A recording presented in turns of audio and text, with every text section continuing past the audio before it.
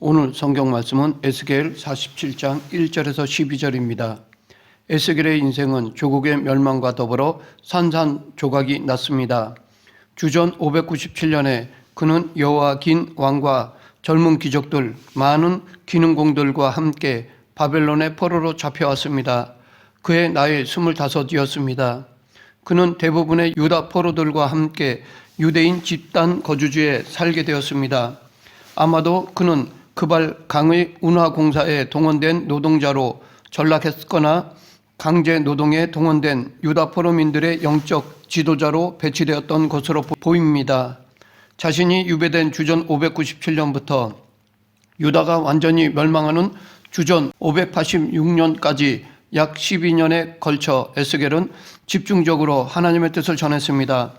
오늘 본문은 그의 활동 후기에 선포된 예언입니다. 우상의 소굴로 전락해 파괴되어 버린 현실의 예루살렘 성전을 극복하는 예언자적인 비전이 에스겔 47장에 담겨 있습니다. 우리는 오늘 본문을 해석하기 전에 바벨론의 유다 포로민들이 처했던 당시 영적 상황을 살펴볼 필요가 있습니다. 당시 유다 본토에서는 물론이거니와 바벨론 포로민들 사이에서도 나라의 멸망과 바벨론 포로의 원인이 무엇인지에 대해 심각한 논쟁이 있었습니다. 갈등의 대립구도는 먼저 본토에 남아있던 사람들과 바벨론으로 포로로 잡혀간 사람들 사이의 논쟁이었습니다. 인적 구성을 볼 때 바벨론 포로민들은 대부분 유다 왕국의 핵심 권력자들이거나 중심 세력들이었습니다. 바벨론으로 포로로 잡혀온 사람들은 국가기관 요원들이거나 고급 공무원 이상이었습니다. 왕족과 귀족, 제사장, 지주, 가문의 자손들이었습니다. 반면에 본토에 남아있는 사람들은 비천한 농민과 하급 공무원들이었습니다. 본토에서 포로를 면한 사람들은 포로로 잡혀간 사람들에 대해 상대적 우월감을 가지고 있었습니다. 이들 중에는 하나님이 자신들을 이스라엘 역사를 이어갈 계승자로 선택했다고 주장하는 이들까지도 있었습니다. 그들에게 바벨론 포로는 죄악된 사람들에게 주시는 하나님의 심판이었다고 여겼습니다. 이렇게 민족적 재난을 맞아 국가 기관 요원들이 1000km 떨어진 이역만리로 포로로 잡혀가 운하공사에 강제 동원되어 노동자 생활을 하고 있는데 본토에 남아있는 사람들은 자신들과 아무 상관없는 태도를 취하였습니다. 그들은 포로로 잡혀간 사람들이 죄가 많아서 잡혀갔다고 주장하였습니다. 이런 이유 때문에 본토에 남아있던 사람들과 포로로 잡혀간 사람들 사이에는 큰 갈등이 있었습니다. 또한 바벨론 포로민들 사이에서도 갈등이 발생하였습니다. 포로 생활이 얼마나 오랫동안 지속될 것인가에 대한 문제를 두고 갈등이 일어났던 것이었습니다. 어떤 사람들은 2년 내에 포로 생활이 끝날 것이라는 단기 포로서를 주장했고 어떤 사람들은 70년간 지속될 것이라는 장기 포로서를 주장했습니다. 전자가 바벨론의 정치 불안을 주장하고 부추기고 활용하려는 사람들이었다면 후자는 아예 바벨론의 장기 정착 채비를 갖출 것을 장려하는 사람들이었습니다. 후자의 입장을 가진 사람들은 자기들의 이익을 위해 바벨론의 정치 안정을 갈망했습니다. 이런 와중에 포로민 난민을 대상으로 선지자 활동을 하던 에스겔의 메시지는 인기를 끌지 못했습니다. 난민들 대부분이 유력한 가문 출신이기 때문에 포로민 생활이 장기간 지속될 것이라고 생각하는 주장은 그리 환영받지 못하였습니다. 특히 그들은 바벨론에게 멸망당한 유다의 운명을 신학적으로 해석하는 것을 싫어했습니다. 즉 자기 민족의 죄악을 엄중하게 추궁하되 사회 지도층과 지배 계층의 죄악을 통렬하게 규탄하며 엄정한 도덕적 추궁을 가하는 예언자적 역사 해석을 받아들이지 않았습니다. 오로지 바벨론에 대한 적개심을 불태우는 민족주의적 감성이 그들에게는 더 마음에 와 닿았습니다.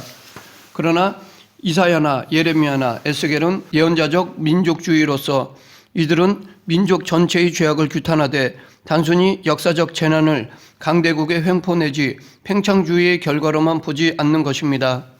예언자적 민족주의는 하나님이 유다의 죄악을 징치하시고 유다 역사를 새롭게 하기 위해 강대국의 폭력과 압제적 지배라는 도구를 사용하셨다고 보는 입장입니다.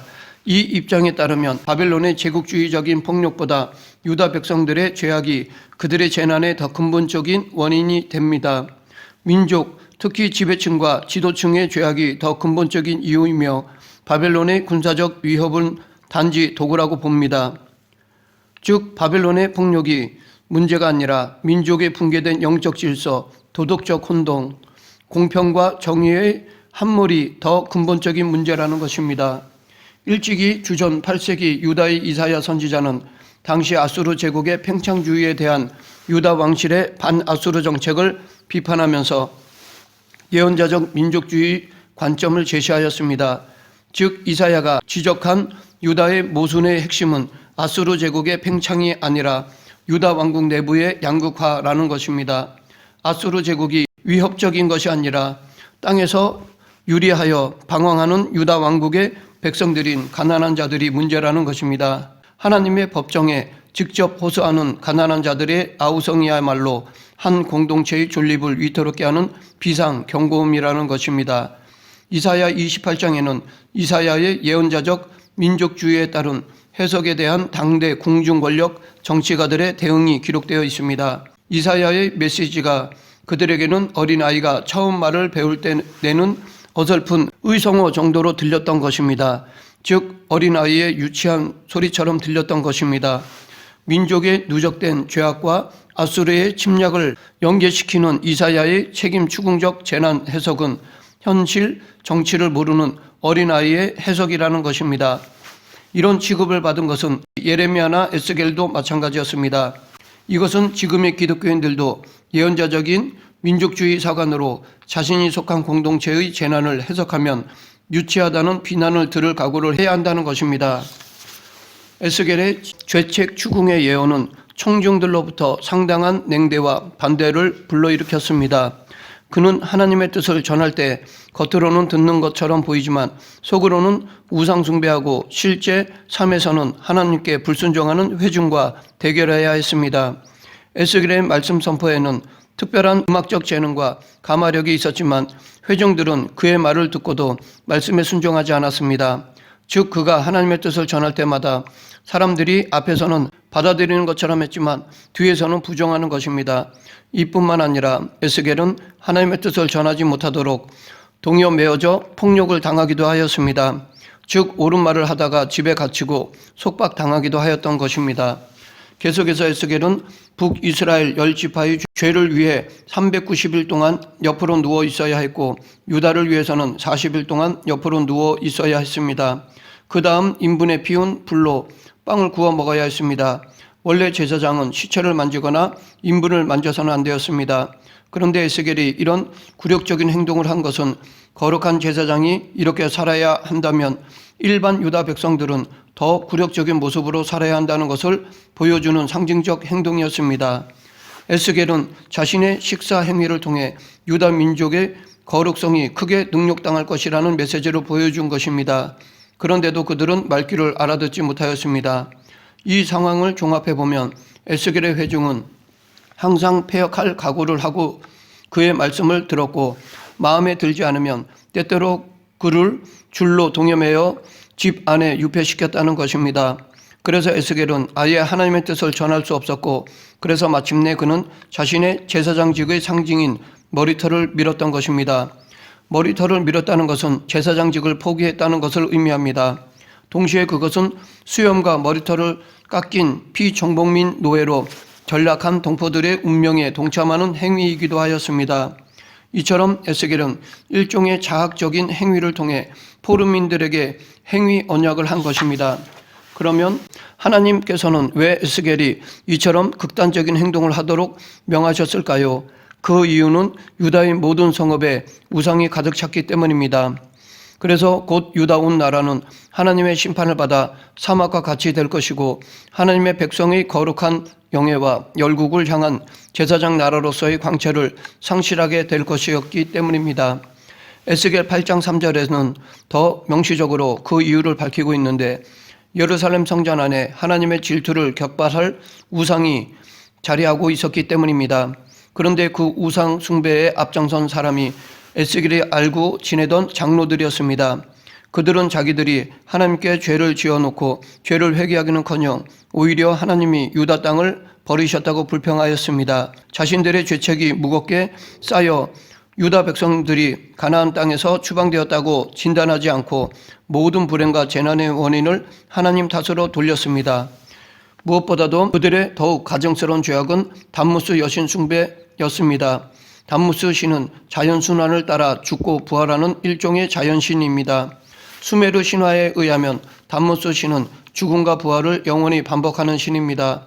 담무스 신은 겨울에는 죽고 봄에는 부활한다고 믿었습니다. 그러했기에 예루살렘의 장로들은 야훼 하나님이 마치 이방의 자연신의 하나처럼 지금 동명기에 들어갔다고 보았던 것입니다. 야훼 하나님이 죽었기 때문에 하나님은 당신의 백성들을 지켜주지 못했다고 생각했던 것입니다. 그래서 담무스 신의 여사제들이 해를 깨우기 위해 애곡해야 한다고 믿었습니다. 이처럼 유다 사회의 지도층은 완전히 부패하고 타락했으며 성전은 우상숭배의 본거지가 되어버렸습니다. 이것이 주전 597년과 586년 12년 사이에 있었던 일이었습니다. 그런데 에스겔에게 이보다 더 절망적인 현실은 성전 지성소의 구룹 보좌 위에 머물러 있던 하나님의 영광이 예루살렘 성전을 떠나려 한다는 것이었습니다. 솔로몬이 성전 낙성식을 올릴 때 성전을 가득 채웠던 야훼의 영광이 이제 성전을 떠나려 한다는 것입니다. 에스겔보다 140년 전에 이사야 선지자 때만 하더라도 성전을 가득 채운 하나님의 영광이 이제는 완전히 성전을 떠나려고 하고 있다는 것입니다.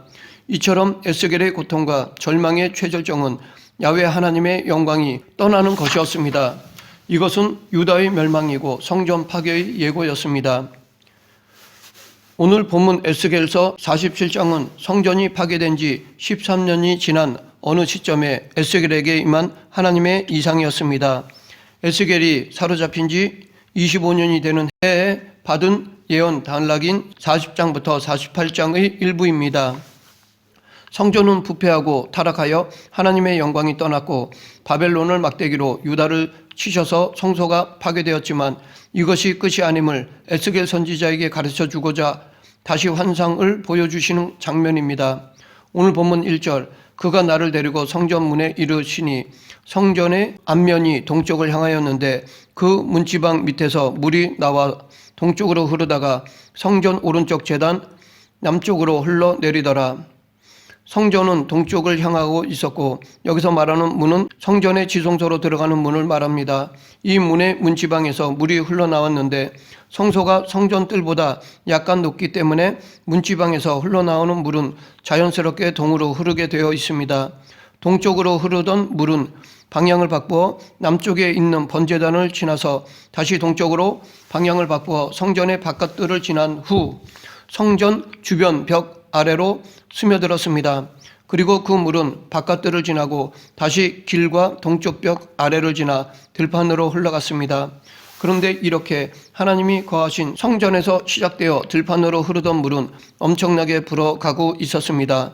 하나님의 사자가 에스겔을 인도해서 성전 벽에서부터 정면인 동쪽으로 즉 물이 흐르는 방향으로 1천척 약 500m 정도의 거리를 간 지점에서 물의 깊이를 청량하게 했습니다. 성전 문지방에서 아주 적은 양으로 나오던 물은 약 500여 미터 흐른 지점에서 발목에 찰 정도가 되었습니다. 다시 거기서 1천척을 더 가서 물의 깊이를 청량했더니 물은 에스겔의 무릎까지 차올랐습니다. 또다시 거기서부터 1천척을 더 가서 물의 깊이를 청량했더니 그때 물의 깊이는 허리에 차올랐습니다. 하나님의 사자는 거기서 그치지 않고 그 지점으로부터 다시 1천척을 더 가게 하여 청량하라고 하였습니다. 네 번째 청량했을 때는 헤엄을 쳐야 건너지 그냥은 건널 수 없는 깊은 강이 되어 있었습니다. 이렇게 성전에서 4천척 거리만큼 갔던 에스겔은 다시 강물을 따라 성전으로 되돌아왔습니다. 그런데 되돌아오는 길에 보니 물이 흐르는 강의 양쪽가에 아주 많은 나무들이 자라고 있는 것을 볼 수 있었습니다.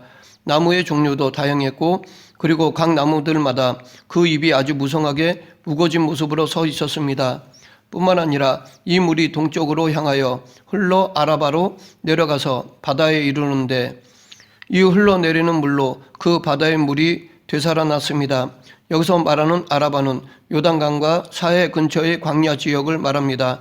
즉 성전에서 시작된 강물이 메마른 아바라 광야를 통과하고 있다는 것입니다. 아무리 메마른 사막일지라도 강이 흐르면 그곳은 더 이상 사막이 아닙니다. 그리고 이 물이 바다에 이르렀는데 이 바다는 사해를 가리킵니다. 사해는 말 그대로 죽음의 바다입니다.